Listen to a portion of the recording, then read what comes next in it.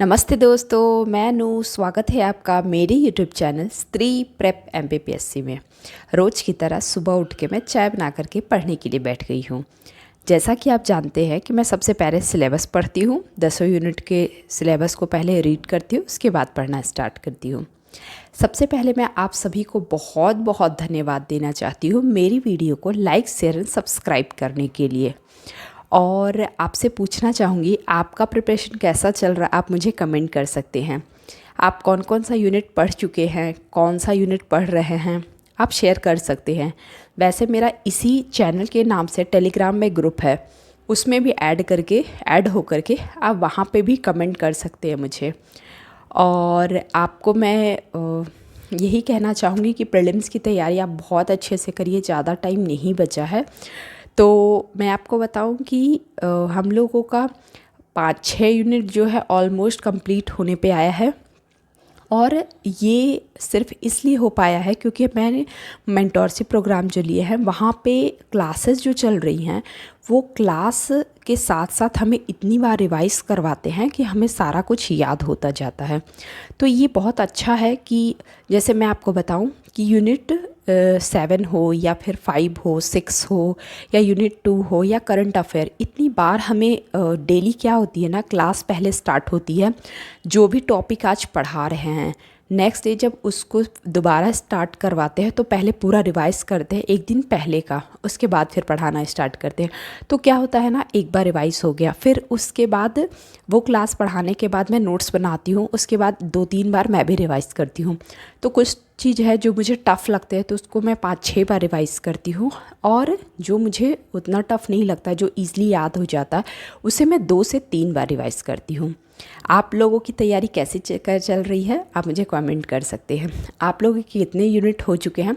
जैसे मैं आपको बताऊं कि आप ये सोच रहे होंगे कि अगर मेरा इतनी क्लासेस चल रही हैं तो मेरा भी इतना तैयारी हो गया होगा।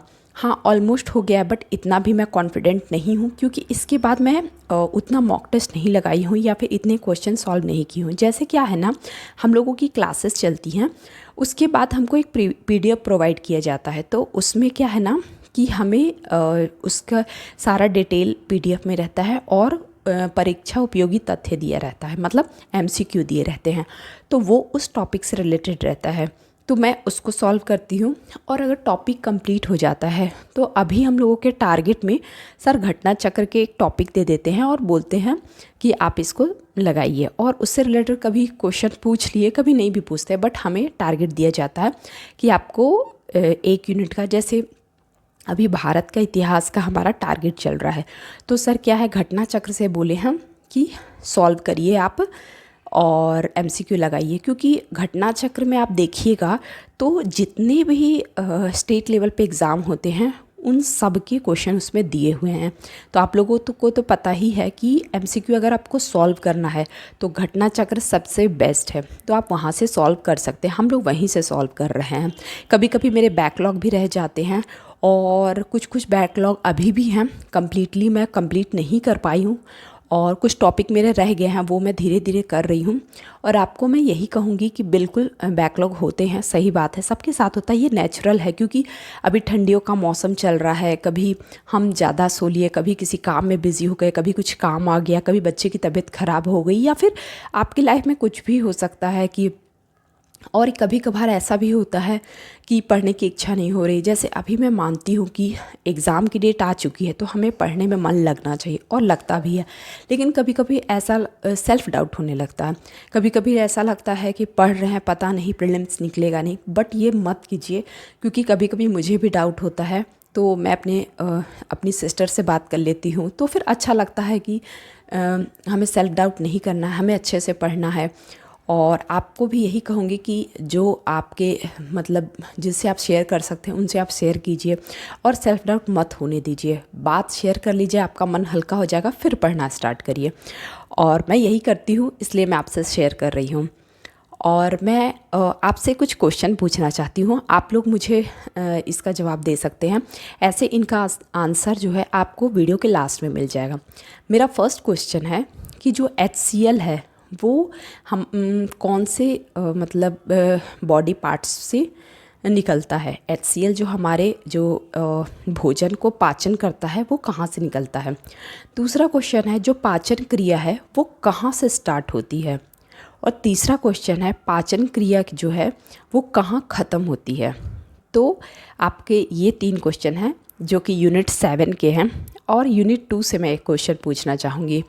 पहला तो मैं ये पूछना चाहूँगी कि कलचुरी वंश जो है उनके संस्थापक कौन हैं। और मेरा सेकंड क्वेश्चन है सातवाहन वंश के संस्थापक कौन हैं। और तीसरा क्वेश्चन है मेरा कि कनिष्क के जो सिक्के हैं वो कहाँ कहाँ मिले हैं। तो ये 6 क्वेश्चन हैं, 3 यूनिट 7 के हैं, 3 यूनिट 2 के हैं। तो आपको इस 6 के आंसर जो है वीडियो के लास्ट में मिल जाएंगे। और ऐसे मैं हर यूनिट जो मैं पढ़ रही हूँ जो भी मुझे लगेगा वो मैं शेयर किया करूँगी। और ज़्यादा से ज़्यादा क्वेश्चन लेने की कोशिश करूँगी। क्या होता है ना, मुझे टाइप करना पड़ता है, टाइम ज़्यादा लगता है, इस वजह से ये मैं नहीं करती हूँ। इसलिए मैं 3-3 क्वेश्चन ही ले रही हूँ ताकि आप लोगों का भी ये रिवाइज़ हो जाए और मुझे भी टाइप करने में ज़्यादा टाइम नहीं लगे। तो आप लोग को मैं ये भी कहना चाहती हूँ कि आप लोग क्या टेस्ट सीरीज़ लगाना स्टार्ट कर दिए हैं। तो अगर टेस्ट सीरीज़ लगा रहे हैं तो आप अभी टॉपिक वाइज लगाइए, FLT मत लगाइएगा। क्योंकि FLT अगर आप पूरा पढ़ भी चुके हैं तो भी FLT लगाइएगा तो बहुत ज़्यादा आपको हो सकता है मार्क्स नहीं आए तो आपको टेंशन हो। तो आप सबसे पहले जितना हो सके रिवाइज़ करिए। अगर 2 बार रिवाइज़ हो चुका है तो उसे 4 बार करिए, अगर 4 बार हो चुका है तो 6 बार करिए। बार बार रिवाइज़ करिए और फिर जनवरी से FLT आप लगा सकते हैं। जैसे अभी मैं क्या करती हूँ कि यूट्यूब में जो अलग अलग चैनल जो हैं वो लोग ना MCQ प्रोवाइड कर रहे हैं, तो वो वीडियो के थ्रू कर रहे हैं, तो मैं उनको सॉल्व करती हूँ। और जहाँ से भी हो सके वीडियो के थ्रू या फिर PDF या फिर टेलीग्राम में बहुत सारे क्वेश्चन जो हैं हमें फ्री के अवेलेबल हो जाते हैं MCQ बेस्ड, तो आप वहाँ से भी लगा सकते हैं। क्योंकि MCQ से क्या होता है, हमारी बहुत अच्छी प्रैक्टिस होगी। और ना हमें प्रैक्टिस जो है ये बहुत ज़रूरी है। बार बार हम तरह तरह के क्वेश्चन अगर सॉल्व करते हैं ना तो हमारा माइंड जो है इस चीज़ को मतलब ईज़िली टैकल करने लगेगा। अगर हम ऐसे समझिए कि MCQ बेस्ड नहीं क्वेश्चन करेंगे तो फ्यूचर में हो सकता है हमें ऐसा लगे कि बहुत सारे क्वेश्चन करके हमारा माइंड थक जाए। तो इसलिए आप बहुत सारे क्वेश्चन करिए ताकि सेल्फ डाउट नहीं हो, ऐसा लगे कि हाँ हमने बहुत पढ़ा है, कोई कन्फ्यूज़न नहीं है, जो हम पढ़े हैं वो उसी से क्वेश्चन आएंगे। और रिवाइज़ कीजिए, बहुत मेहनत करिए। मैं यही कर रही हूँ, मैं जहाँ से हो सके MCQ कर रही हूँ, जहाँ से हो सके क्वेश्चन सॉल्व कर रही हूँ और आपको यही एडवाइस देती हूँ। और मैं अपने टेलीग्राम चैनल में दैनिक भास्कर का जो आता है वो मैं आपसे शेयर कर देती हूँ क्वेश्चन जो आता है।